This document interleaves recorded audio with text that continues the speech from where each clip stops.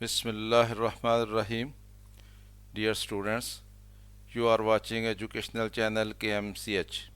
I am Khalid Mahmood from KMCH Physics Academy. Our subject is Physics of class 10th. We are solving its problems. Today we have to solve problem number 13.4 of unit number 13. Unit number 13 is electrostatics. Let us see the statement of problem number 13.4. It is two charges repel each other with the force of 0.1 Newton कि दो charges हैं हमारे पास, वो एक दूसरे को repel कर रहे हैं और जो फोर्स है रिपल्शन की वो 0.1 न्यूटन है। When they are 5 centimetre apart, और उनके दरमियान जो फासला है वो 5 सेंटीमीटर है। Find the force between the same charges. हमें ये कहा गया है कि वही चार्जेस हैं, हमने उनके दरमियान फोर्स मालूम करनी है। When they are 2 centimetre apart, जब वो 2 सेंटीमीटर फासले पे होंगे एक दूसरे से, यानी फासला 5 सेंटीमीटर था उनके दरमियान, तो फोर्स थी 0.1 न्यूटन। और अगर हम वो डिस्टेंस जो है वो 5 सेंटीमीटर के बजाय 2 सेंटीमीटर कर दें तो फिर उनके दरमियान फोर्स क्या होगी, ये हमने मालूम करना है। The distance between the charges R1 रखते हैं, इसको 5 सेंटीमीटर दिया गया है। 0.05 मीटर बन जाएंगे इसके, जब हम इसको सेंटीमीटर को मीटर में कन्वर्ट करेंगे तो 100 पे तकसीम करना पड़ेगा।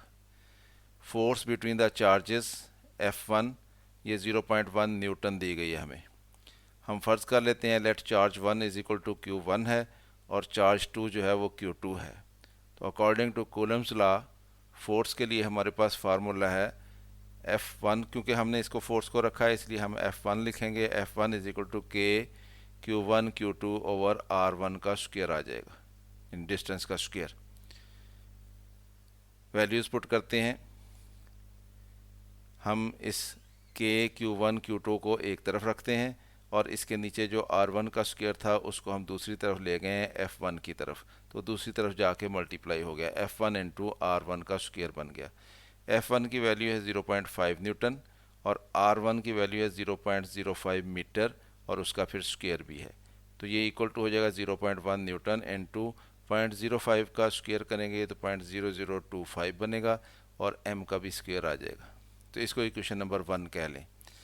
अब हमने जो डिस्टेंस कर दिया दोनों चार्जेस के दरमियान, new distance between the charges, इसको हम R2 रख लेते हैं, ये 2 सेंटीमीटर है। इसके भी मीटर बनाएंगे, इसको 100 पे तकसीम करेंगे तो ये 0.02 मीटर बन जाएंगे। Let force between the charges, कि अब जो फोर्स होगी उनके दरमियान उसको हम F2 रख लेते हैं और F2 हमने मालूम करनी है। According to Coulomb's law F2 क्या होगी, के Q1 Q2 ओवर R2 का स्क्वायर लेंगे अब, क्योंकि डिस्टेंस हमने R2 रख लिया। अब के की वैल्यू वही रहनी है, Q1 भी वही है, Q2 भी वही है, ये वैल्यू सेम है। तो ये वैल्यू हम यहाँ पे निकाल चुके हैं, यहाँ पे के Q1 Q2 जो है इसके बराबर आ रहा है, ये क्वेश्चन नंबर 1 से। तो के Q1 Q2 की जगह पे हम ये सारी वैल्यू लगा देंगे यहाँ पे ऊपर, और R2 की जगह पे हम ये वैल्यू लगा देंगे R2 की, तो इस तरह से F2 निकल आएगा। Putting value of k Q1 Q2 from equation number 1 we get F2 is equal to, ये के Q1 Q2 की वैल्यू आ गई 0.1 न्यूटन इंटू 0.0025 मीटर स्क्वायर, और नीचे हमारे पास R2 क्या था, 0.02 मीटर था, उसका भी स्क्वायर आना है। जब इसका स्क्वायर खोलेंगे तो ये 0.0004 मीटर स्क्वायर बन जाएगा। अब ये मीटर स्क्वायर और मीटर स्क्वायर कैंसिल हो जाएंगे, सिर्फ ये न्यूटन रह जाएगा हमारे पास, और ये 0.1 आ जाएगा इंटू 0.0025 आ जाएगा डिवाइडेड बाई 0.0004 आ जाएगा। अब ये न्यूटन तो यूनिट एज इट इज़ आ गया। अब ये 0.1 को मल्टीप्लाई करना हमने 0.0025 से और डिवाइड करना है इसको 0.0004 से, तो ये हमारे पास इसके भी पॉइंट, ये 4 के बाद पॉइंट है, इसका भी 4 के बाद पॉइंट है, तो ये आपस में कैंसिल हो जाएंगे, क्योंकि इसके नीचे भी 10,000 लगना है और इसके लिए ऊपर 10,000 लगना है, तो ये 25/4 रह जाएगा सिर्फ। तो जब 25 को 0.1 से ज़रब देंगे तो 2.5 होगा और नीचे सिर्फ 4 रह जाएगा। 25 को 4 से डिवाइड करेंगे तो ये 0.625 न्यूटन बनता है। तो एग्जैक्ट आंसर हमारे पास F2 है 0.625 न्यूटन। लेकिन अगर हम इसको राउंड करें 2 पॉइंट के बाद 2 डिजिट तक, तो ये 5 जो है अगर इसको हमने ड्रॉप करना है तो इसके आगे जो हमारे पास डिजिट है वो इवन डिजिट है। तो जब इवन डिजिट आगे हो तो हम इसको 5 को ड्रॉप करते हैं, तो फिर उसमें 1 ऐड नहीं करते, तो ये 0.62 न्यूटन बन जाएगा। तो आपकी बुक में जो आंसर दिया गया है F2 वो 0.62 न्यूटन दिया गया।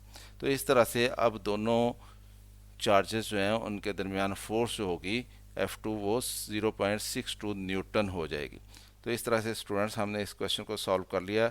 उम्मीद है आपको इसकी समझ आई होगी। ख़ुद भी देखें, दोस्तों के साथ वीडियो को शेयर भी कर लिया करें ताकि वो भी इससे फ़ायदा उठा सकें। चैनल अगर सब्सक्राइब नहीं किया तो इसको सब्सक्राइब कर लें ताकि आपको इस तरह की मज़ीद वीडियोज़ मिलती रहें। मेरी तरफ से अल्लाह हाफिज़। शाद रहें, आबाद रहें।